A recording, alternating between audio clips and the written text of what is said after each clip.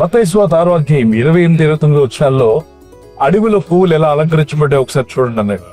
సొలొమోను తన వైభవంతో కూడినటువంటి అద్భుతమైన ప్యాలెస్ లో కూడా తనకున్న శాయశక్తులతో జ్ఞానంతో కూడా ఈ విధంగా పువ్వులకు రంగుదిద్దలేకపోయాడు.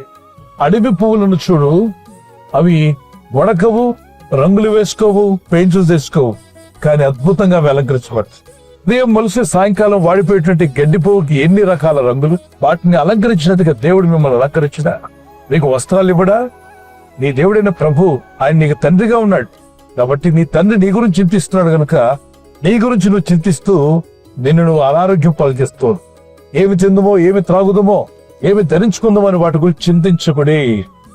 అన్ని జనులు వాటి గురించి ఆలోచిస్తూ చింతిస్తూ ఉంటారు. నీ చింత దేవుని రాజ్యము నీతిని వెదుకుట అయినట్లయితే నీకు ఏం అక్కరగా ఉండవు అవి మీ తండ్రిని దేవునికి తెలుసు కనుక.